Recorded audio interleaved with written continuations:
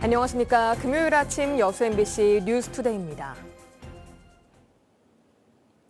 국제적으로 중요한 습지 보호를 위한 람사르 협약 당사국 총회가 스위스 제네바에서 중국 우한과 이원으로 열리고 있습니다. 국내 첫 람사르 습지 인증 도시인 순천시는 초대 의장 자격으로 정부 대표단과 함께 회의에 참석해 국제사회와의 연대를 강화하고 있습니다. 최우식 기자가 보도합니다. 172개 당사국이 참가하는 이번 람사르 총회의 주제는 사람과 자연을 위한 습지 행동입니다. 중국 우한과 이원으로 동시에 열린 이번 총회에서는 국내 3개 시군이 새롭게 람사르 습지 도시 인증서를 받았습니다. 이곳 스위스 제네바에서 열린 람사르 협약 제14차 당사국 총회는 정부 대표단과 함께 습지 인증 도시 지자체장들이 처음으로 함께 참석해 지방 정부의 역할과 도시 간 연대의 필요성을 강조하는 전환점이 되고 있습니다. 갯벌과 습지의 보호에 있어서 국가의 역할 못지않게 지방자치단체가 중요한 주체이기 때문입니다. 순천시는 특히 람사르 습지도시 지자체장 네트워크에 초대 의장 도시 자격으로 참석해 국제적인 습지 연대를 공고히 다졌습니다. 순천만 갯벌, 유네스코 세계 자연유산 등재 등 국제사회는 늘 우리와 함께 해주어서 큰 힘이 되었습니다. 습지도시 초대 의장인 우리 순천시는 우리가 먼저 경험했고 깨달았던 것들을 이 네트워크를 통해 여러분들과 공유하겠습니다.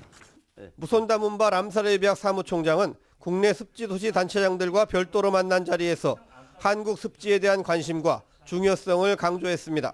The citizenry being a part of celebrating not just Ramsar but doing something. You've inspired them and you've encouraged them to realize that these wetlands matter.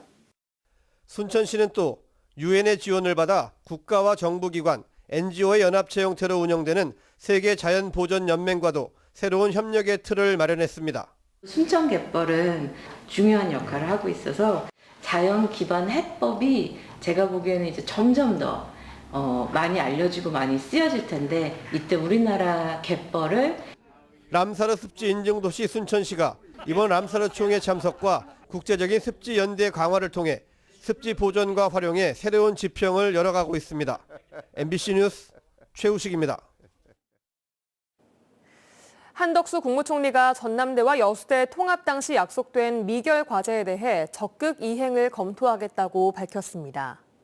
더불어민주당 주철현 의원은 국회 예결특위 전체회의에서 한덕수 국무총리를 상대로 지난 2005년 전남대와 여수대 통합 과정에서 약속된 통합 양해각서에 대한 정부의 이행 책임을 따져 물으면서 17년 동안 지키지 못한 한의대와 의료기관의 여수 캠퍼스 설립 약속을 즉각 이행할 수 있도록 챙겨달라고 요구했습니다. 이에 대해 한 총리는 예산 심의 과정에서 필요성 등에 대해 긴밀하게 논의하도록 하겠다며 긍정적으로 답변했습니다. 전라남도 각 시군의회가 도의회와 전남의과대학 유치를 위해 공동 협력하기로 했습니다.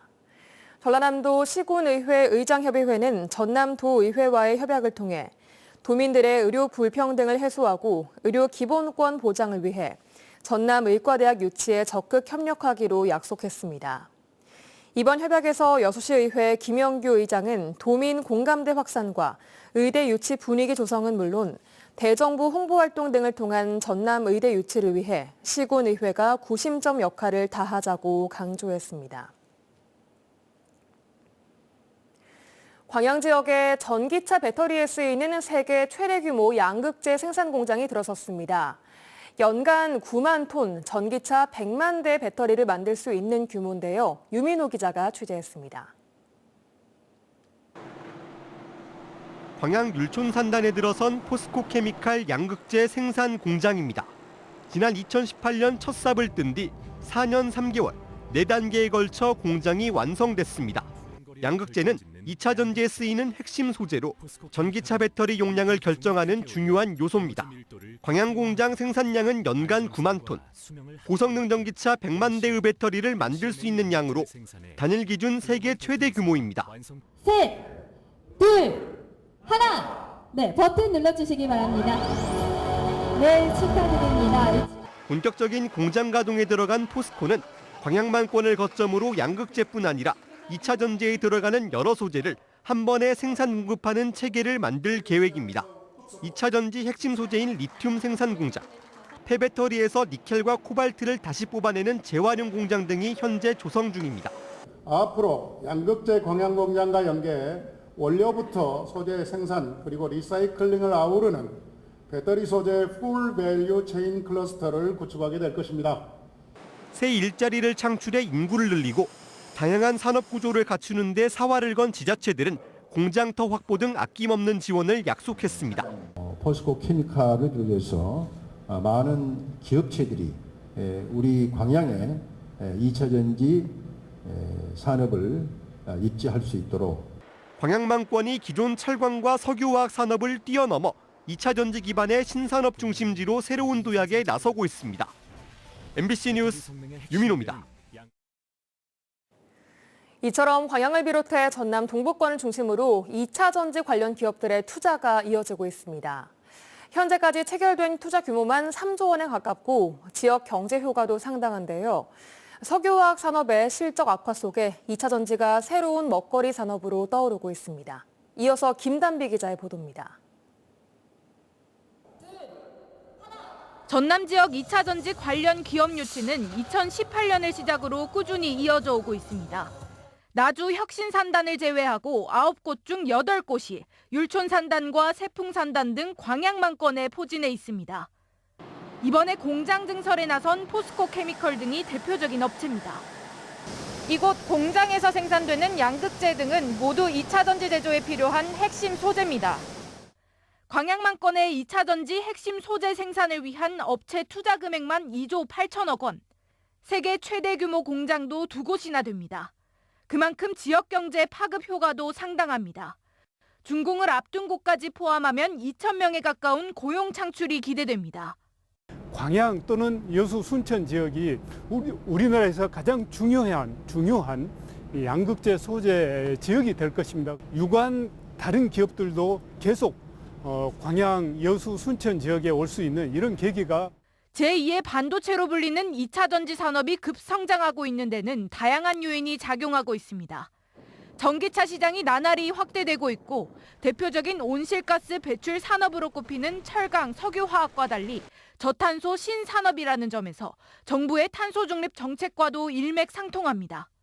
국제적으로 지금 녹색 보호주의나 탄소 국경세 관련 규정이 도입되면서 친환경적 생산 요구가 증대되고 있기 때문에 이런 쪽에 관련해서 석유화학 산업에 잇따른 실적 부진 속에 저탄소 신산업인 2차 전지가 광양만권의 미래 먹거리를 책임질 성장 동력으로 가능성을 넓혀가고 있습니다.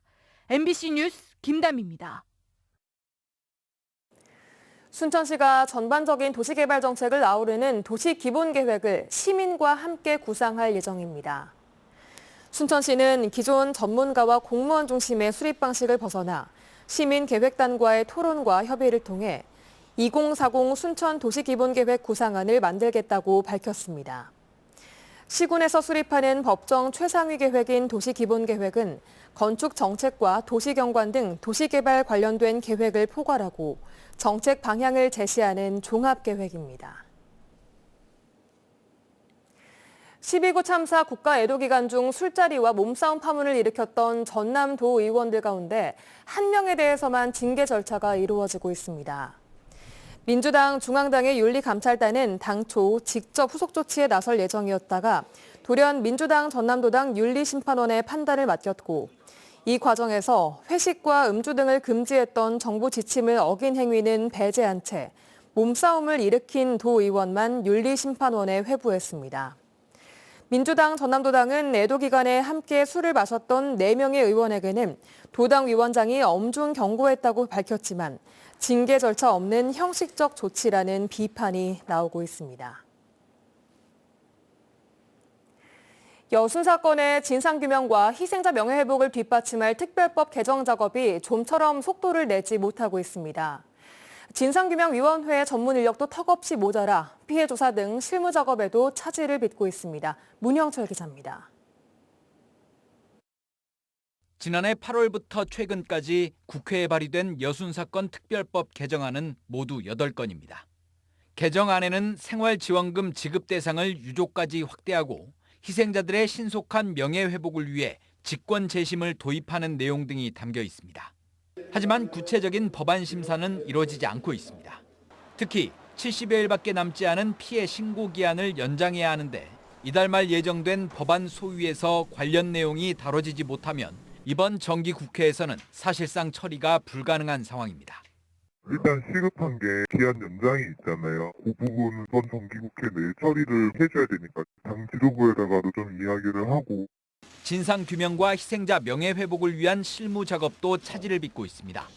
특별법 개정이 이루어지지 않아 진상규명위원회에는 여전히 상임위원이 없는 상태고 4명에 불과했던 전문 조사관 중 최근 1명이 그만두어 가뜩이나 더딘 조사 업무가 더욱 지연되고 있습니다.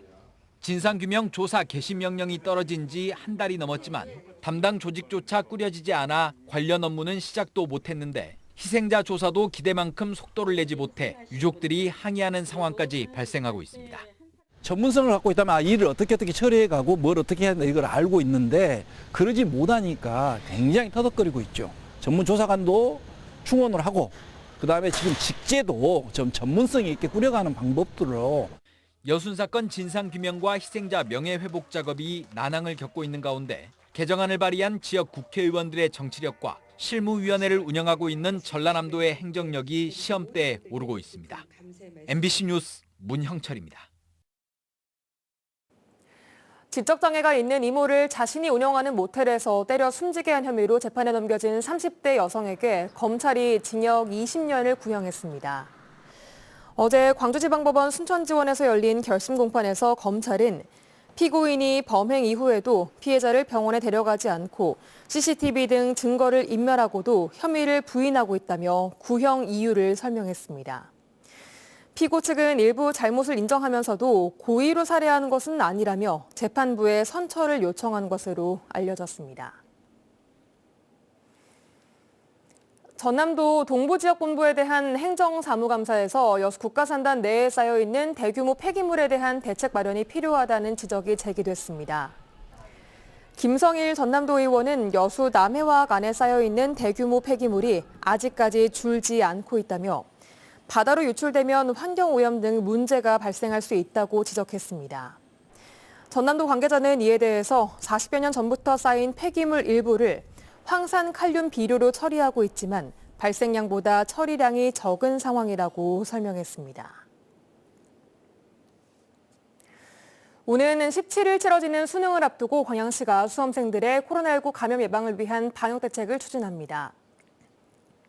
광양시는 수험생들이 이용하는 학원과 교습소, 스터디 카페 방역 상황을 점검하고 영화관과 PC방 등을 대상으로 방역 수칙을 철저하게 준수하도록 계도할 계획이라고 밝혔습니다. 광양시는 수험생들과의 접촉을 최대한 차단하기 위해 간부 공무원들이 참여하는 수험생 격려 행사를 올해는 진행하지 않기로 했습니다. 여수시의회가 금오도 해상교량 건설 사업에 제동을 걸었습니다. 여수시의회 해양도시건설위원회는 금오도에서 대도라도를 거쳐 월호도로 연결되는 1,900억 원 규모의 해상교량 건설을 위한 재원 분담 동의안에 대해 사전 협의가 없었고 도비와 시비 분담을 50대 50으로 시비 부담 또한 과도하다며 심의 보류했습니다. 여수시는 동의안이 의회를 통과하지 못하면 오는 2027년 완공 계획에 차질이 불가피할 것으로 보고 다음 달 2일 여수시의회 상임위까지 의원들에게 사업 추진 시급성을 알려 동의안이 최종 통과될 수 있도록 노력하겠다고 밝혔습니다.